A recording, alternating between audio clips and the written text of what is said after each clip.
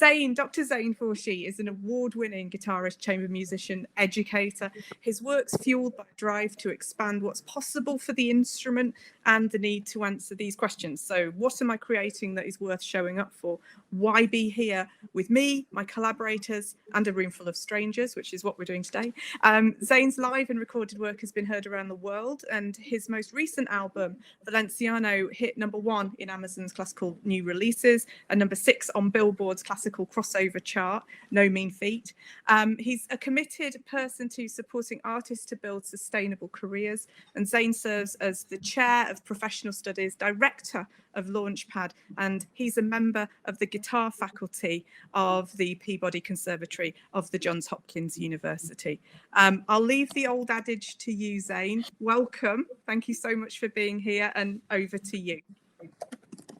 Good morning, or I should say good afternoon, everyone. It's a morning where I'm located right now. So if you have coffee and I have coffee, we're on the same page then.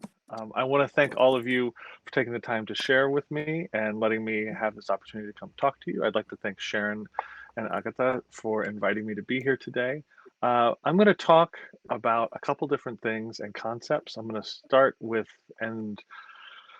by sharing screen here with all of you. This is my favorite part of online life, is that awkward transition from being able to, there we go, move from screen to another. And let's see if it's going to play ball. It is not. It is. It is. Oh, it is. You can see? Okay. You can see great. it, but if you want to actually play the PowerPoint, so go from, if you click. Yep. Okay, terrific. Then it will go full screen.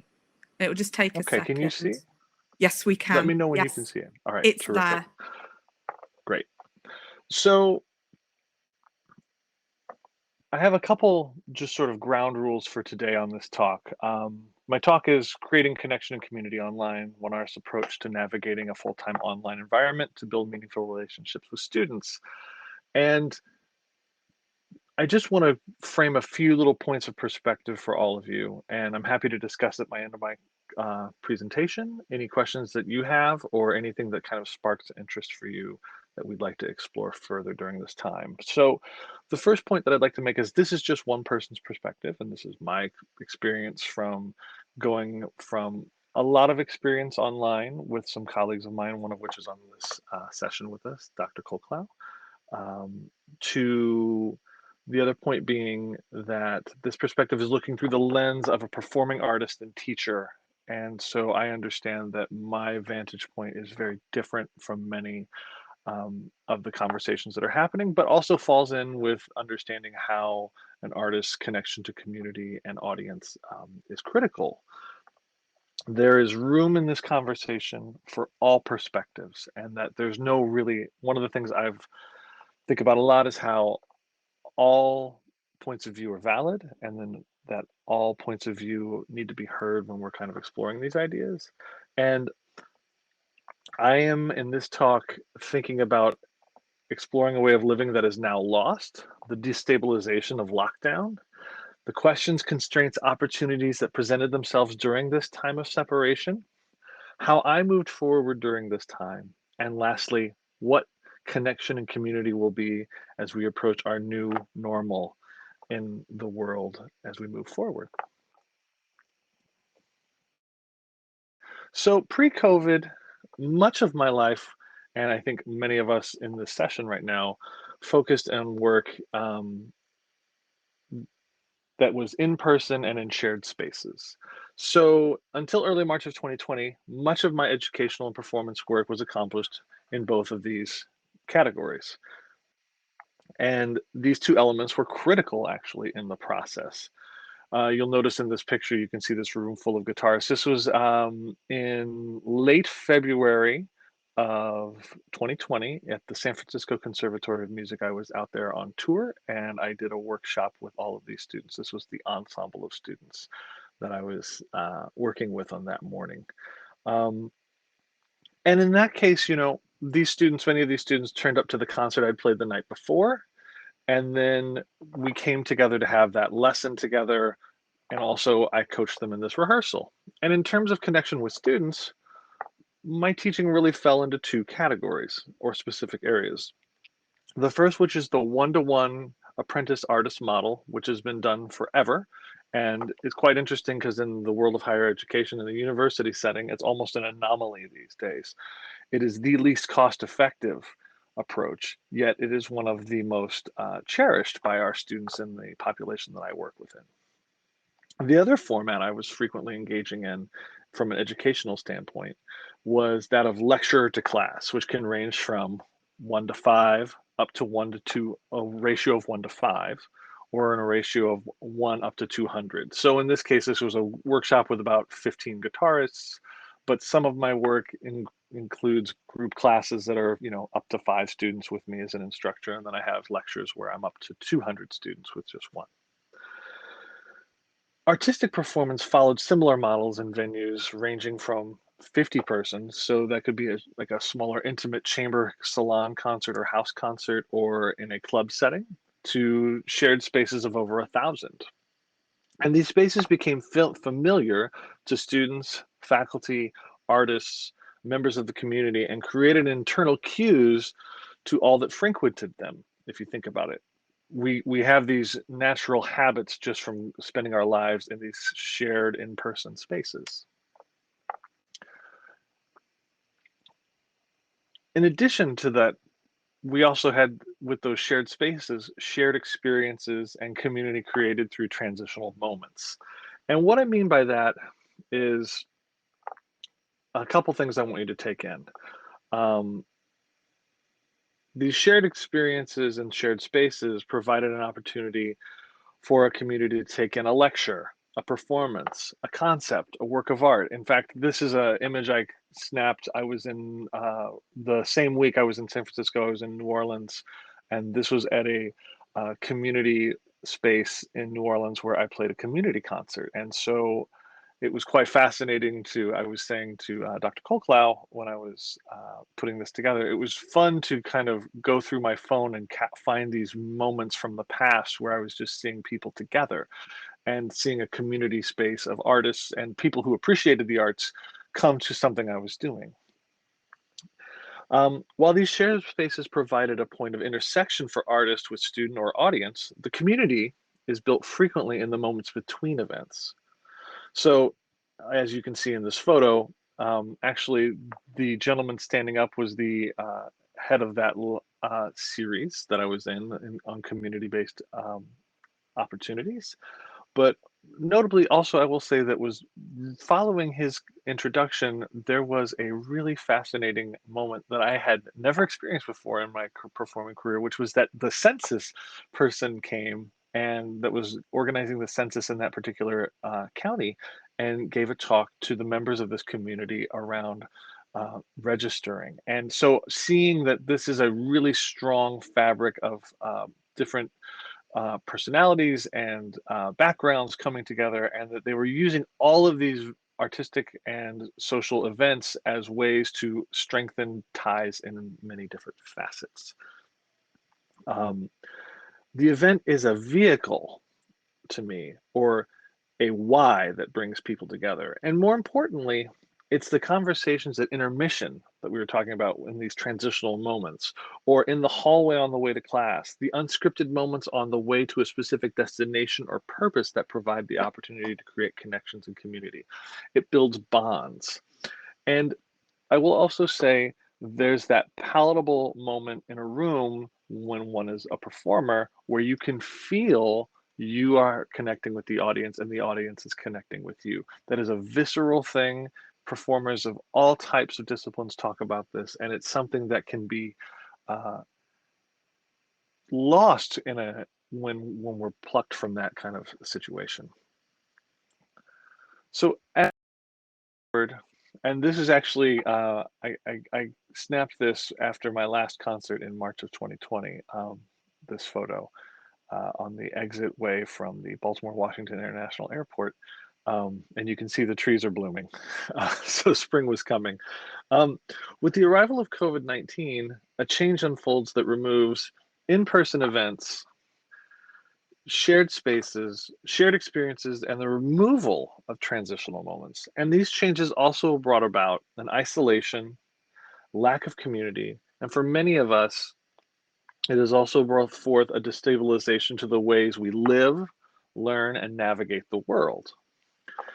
And it pushed all of us to either confront, in a sense, or deepen our relationships with technology in an effort to, quote, connect, unquote, with others for work, to learn at times, given if you were in a position of being a student, to see family and students and audiences.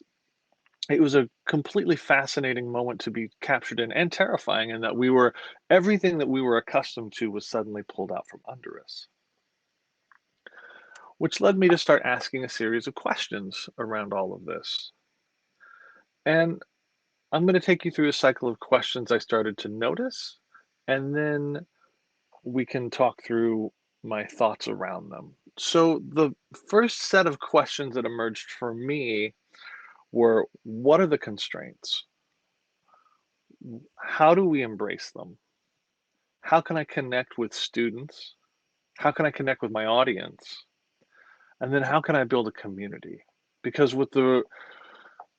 the with it no longer feasible to be in shared spaces, to have those transitional moments, to experience something with someone else, and to have that one-on-one or more larger scaled event, it created challenges. With the first one, the constraints that I saw in my initial thinking around this were no longer available shared spaces, no physical contact with others outside my own personal family, need to understand technology and the need for technology to connect.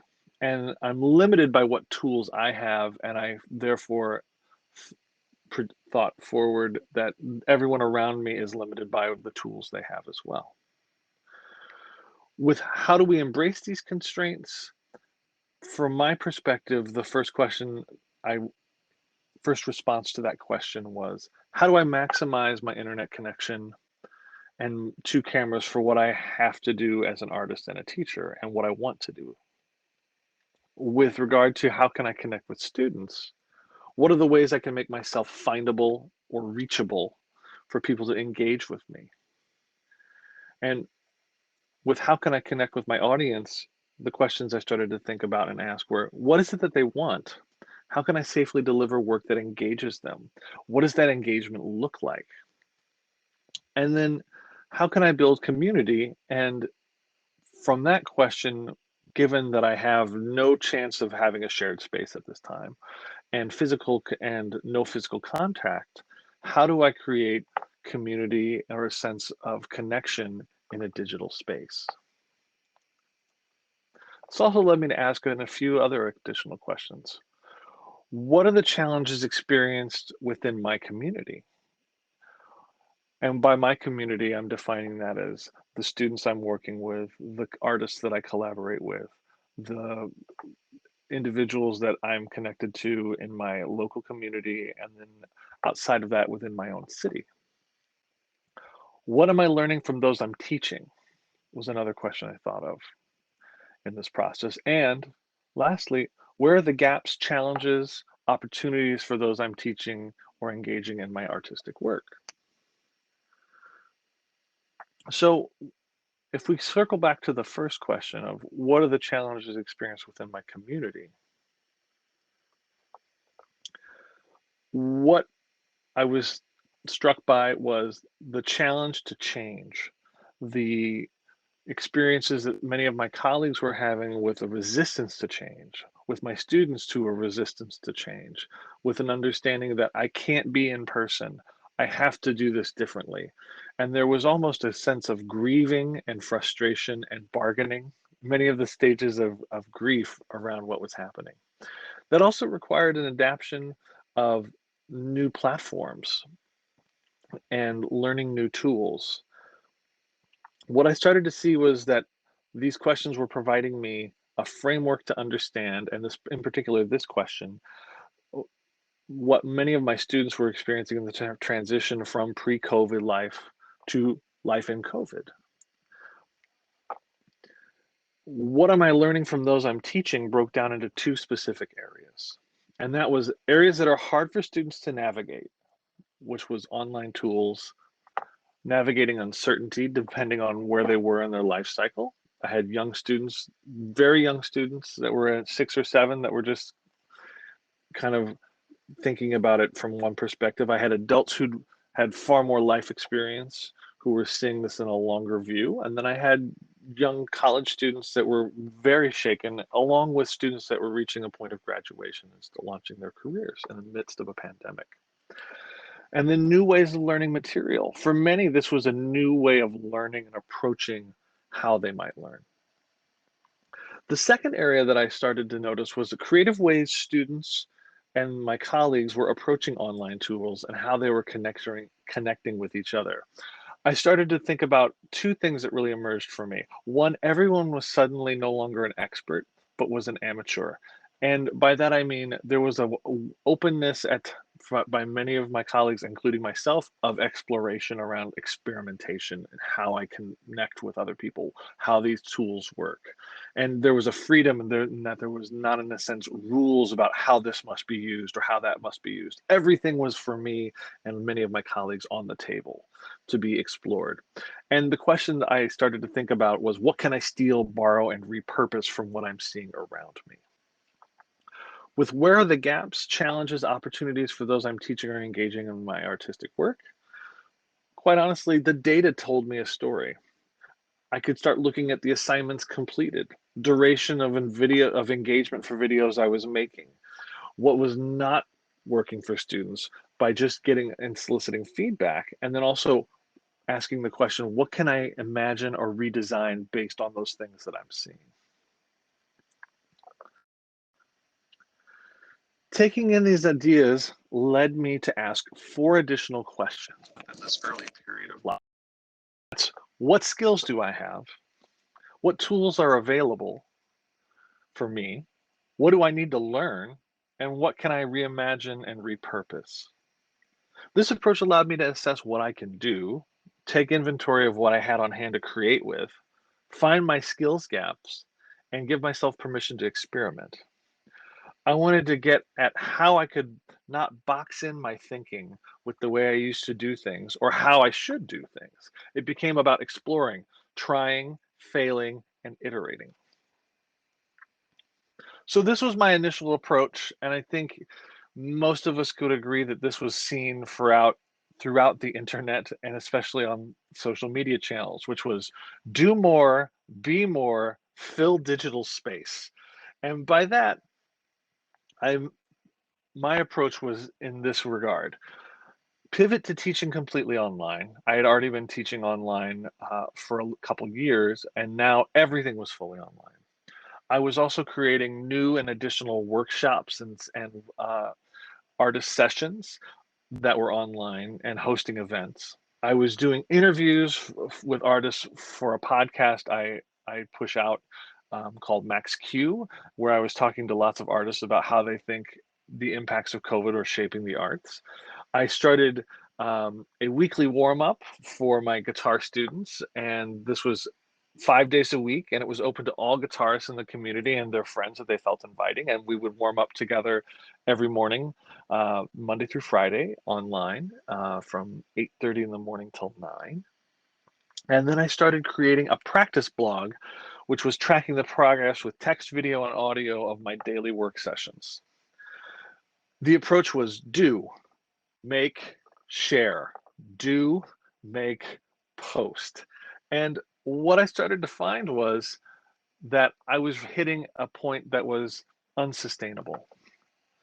Along with that, in this first attempt, in my first version of going completely online, I started to pay attention to, like, as I said with those questions we were asking earlier, a need for routine.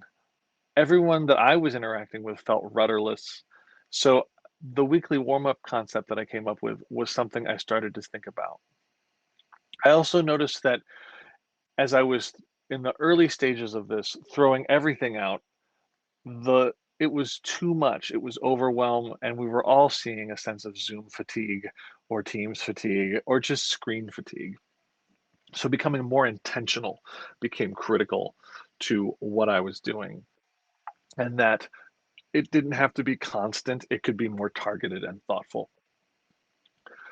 The other piece I started to notice, and at first, while this was just an idea that I launched in my do more phase, that shared on the earlier slide, the connections really started to solidify with that need for routine and through a shared activity, which was giving someone what they needed. And for some of my population of students, that was coming together each morning to play together.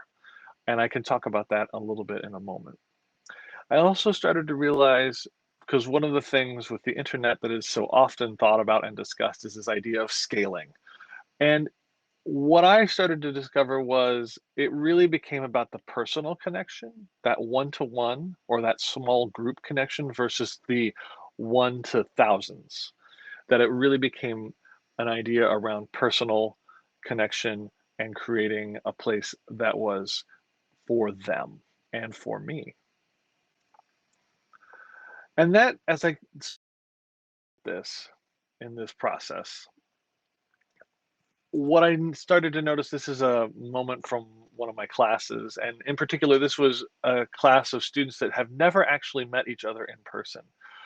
They're all at different parts of the world, and a couple are on different continents, and yet we have a community. And at the process, what I started to notice was the realization that I was responsible for creating a space where all are welcomed, that you're able to show up as you are, not as you think you should be, that your engagement is going to look different for everyone. And what I started to mean by that last one is that cameras are allowed on or off. Skill level is flexible and fluid for participants, giving students space to own where they are in their day, journey, work, and art. Not everybody's having the same experience, and providing a space for everyone to feel comfortable. And then the third point is that in-person and asynchronous are both valuable, and that each is going to have their own preferred approach. So in much of the work I do now, there is a synchronous session and an asynchronous session that is where they can engage with the video and comments that I've made and other additional points. And I'm having success in finding that students are learning in both modalities. These things build on each other and foster community. And as I was looking at all of these people stretched in different ways, I was trying to find ways to bring more of them together, which I was able to leverage. This next image I'm going to share from you is actually from a summer guitar festival that happened last summer that was completely online. And I was able to bring in different guest artists. And we had a very well attended festival because I was able to leverage the experiences they were having with me in our warm-ups, in our class sessions, in private lessons, through an experience where I had found a small sort of tribe of different guitarists and artists, and I was able to connect them through different tools to create a sense of belonging, which I outline here, and a sense of belonging, allowing people to show up where they are, as we talked about a moment ago, creating trust, and that trust fostering community. And you're seeing this community here.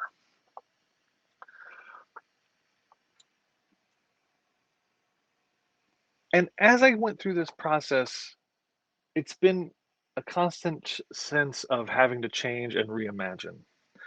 And so after this summer and a few months of having time online in a pretty deep way, I started to think about and reevaluate how I was going to do it for this current academic year. And so my online 2.0 approach became something about sustainability. So at this point, I thought that, and I started to observe, less can be more, giving people space to connect with me, but then also giving them and providing a way for them to be offline and work and live. The cadence of things, meaning the regularity or the frequency of things. So for example, much of the work I do artistically with things, for example, with this weekly warm up, is now it's just every Monday. And I use a newsletter that I experimented with and talking about my embrace experiments and failure to connect with all of these people around the globe. And then every morning at 8:30 Eastern time in the US, people hop on and we work together for 30 minutes. And I leverage that through a blog I run in my website so that I can have that's open and free to everyone. And it's really just about coming together. And what I started to notice by doing that was creating a cadence of once a week. I found that pockets of this group that show up every week meet the other days and have created their own smaller communities within this larger one.